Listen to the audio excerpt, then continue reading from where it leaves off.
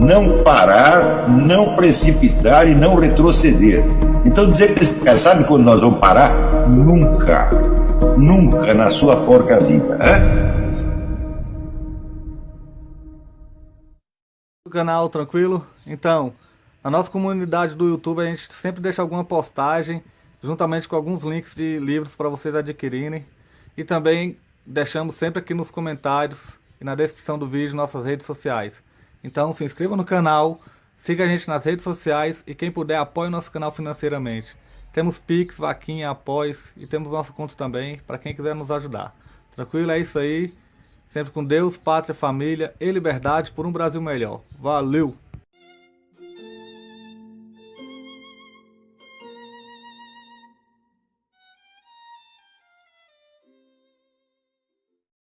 Se você lê muitas obras de ficção, você desenvolve o quê? O senso da verossimilhança.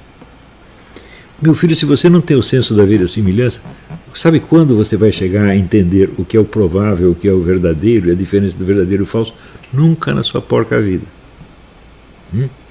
Se você não sabe nem saber se uma coisa parece verdade, como é que você vai saber se é verdade ou não?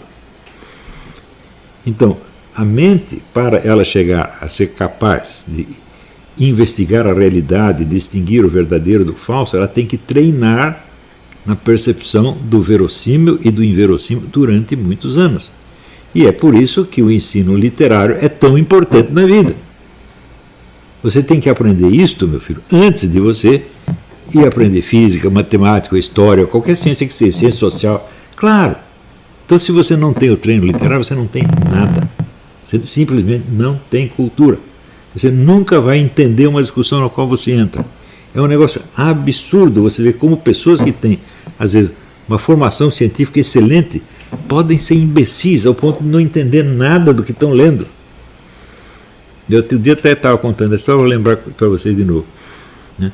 Teve um sujeito, era um engenheiro aqui de Boston. Né? Não, engenheiro de Boston, mais ou menos o que ele era realmente, né? Então, ele me dizia assim, tudo que está na teoria do Newton foi tirado da experiência. E daí eu respondi o seguinte, olha, se você lê o livro do Newton, em vez de simplesmente ler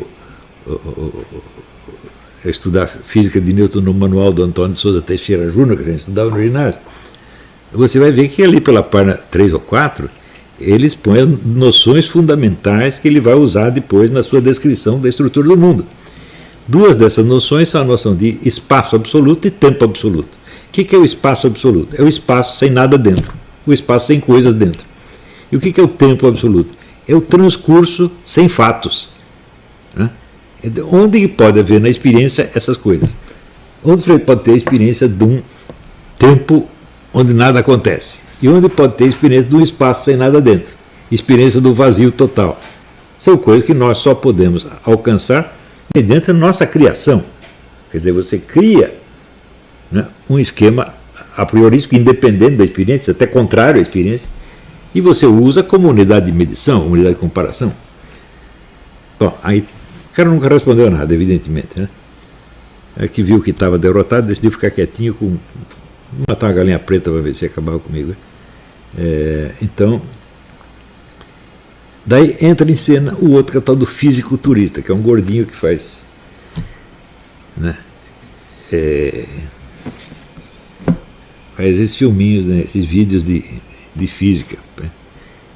E ele entendeu que eu estava criticando o Newton por ter usado essas duas noções. Eu não estava criticando o Newton, eu estava criticando o outro cara. Falei, você não entendeu o Newton. Né?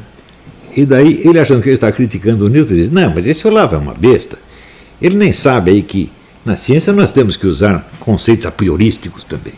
Eu falo, mas é o que eu estava dizendo para o outro. O Newton usou conceitos a priorísticos. Né? E daí ele veio me explicar que essas noções de espaço e tempo são noções a priorísticas, que é exatamente o que eu estava explicando para o outro. Eu falei, é evidente que é um analfabeto funcional. Quer dizer, é uma discussão simples. Sabe, discussão de internet, o sujeito não é capaz de seguir, não é capaz de entender. E eu vejo o pessoal fazendo uma confusão um atrás do outro. Essa semana eu comentei o Celso de Mello, que ele comentando aquele negócio da ministra Damares, que menino veste azul, menina veste rosa. Ele disse, isto é ofensivo, isto é oprimir os transexuais. Eu digo, olha, o rosa e o azul são símbolos externos de uma condição sexual na qual eles nasceram. Não é obrigatório, evidentemente, mas em geral, menino veste azul e menina veste rosa. Então você não precisa tirar a roupinha para ver se tem peru ou xoxota para saber se é menino ou menino. Se está azul, você já acha que é menino. Então, portanto, é uma expressão simbólica da identidade física de cada um. Ora, se não existisse uma consciência muito clara dessa identidade física e da diferença de homem e mulher, como poderia alguém desejar mudar de sexo?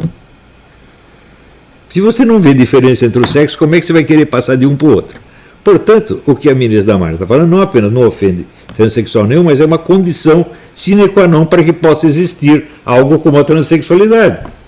Né? Se ninguém visse diferença entre os sexos, ninguém ia querer mudar, certo? De um sexo para o mesmo sexo. Não é isso? Então, ninguém vai fazer operação para mudar do sexo que ele tem para o que ele já tem. Não é isso? Então, o que é esse? Esse homem é analfabeto funcional. E está lá julgando e decidindo a vida de milhões de pessoas. Da onde vem tudo isso? Eu digo, na falta de cultura literária no começo da vida. Né? O sujeito não leu nem, sei lá, nem Tio Patinhas, e já entra na faculdade de Direito e vai ler lá os tratados do, sei lá, do Miguel Reale, do Carneluti, não sei de quem mais. Vai só fazer confusão, meu Deus do céu. Vocês estão entendendo? Quer dizer, quando eu falo a primeira coisa é a cultura literária, eu sei o que eu estou falando. Né? E eu percebo, por exemplo, o meu entendimento de linguagem é não apenas superior, mas infinitamente superior de um Celso de Mello, do fisiculturista. Por quê? Porque eu tive esse treino, meu Deus do céu. Foi uma sorte. Foi o livro que caiu na minha mão. Está entendendo?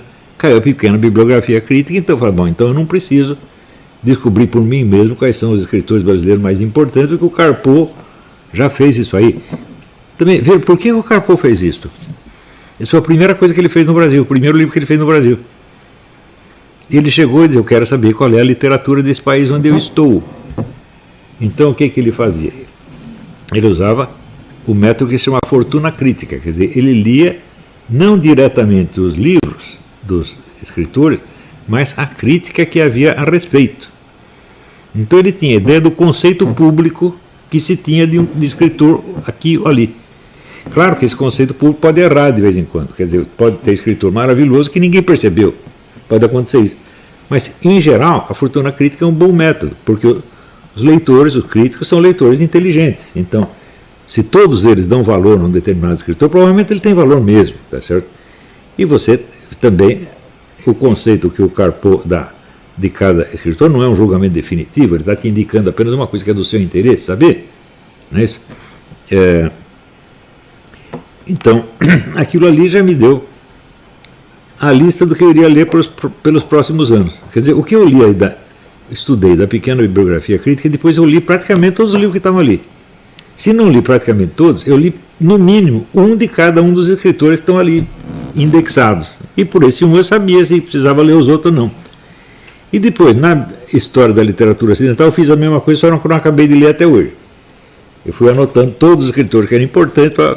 Bom, isso foi a lista das minhas leituras principais até hoje.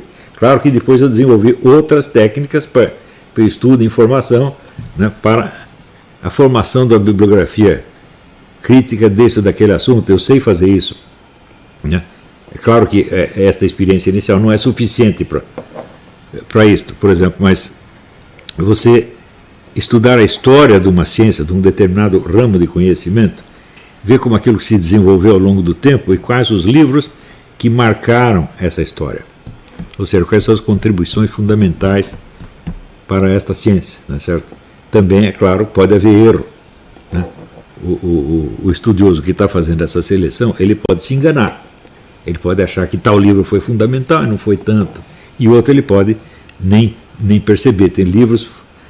Eu mesmo descobri muitos livros fundamentais que os estudiosos da área não tinham nem percebido que existia. Mário Ferreira é um desses. Né? Se você perguntar para... Quando eu comecei a estudar o Mário Ferreira, ninguém sabia quem era Mário Ferreira. Ninguém. Até os antigos alunos dele não o tinham entendido direito, estavam inventando coisas. né?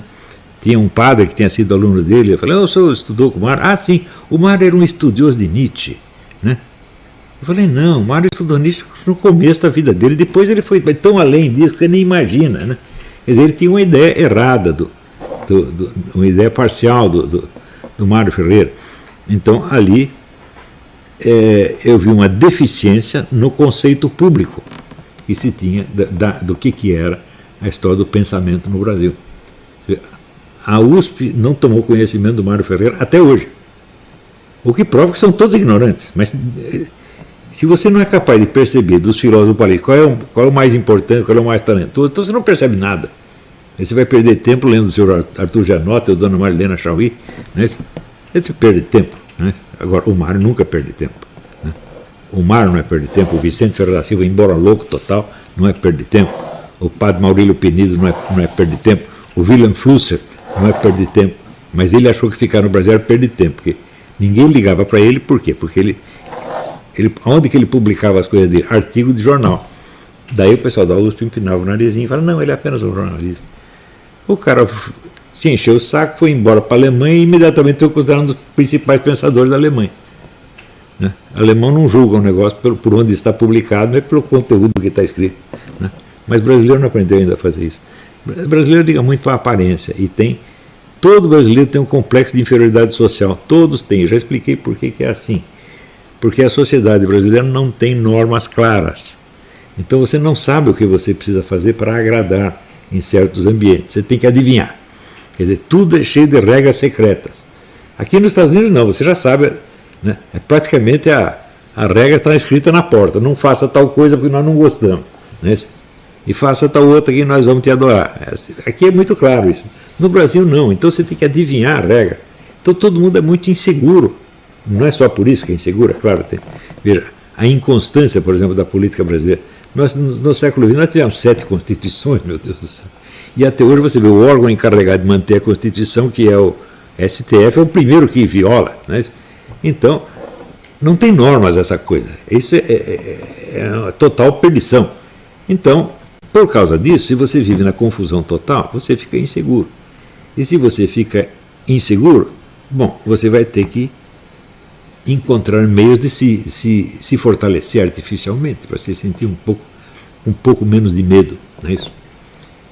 E, então, isso aí é a origem de inumeráveis erros.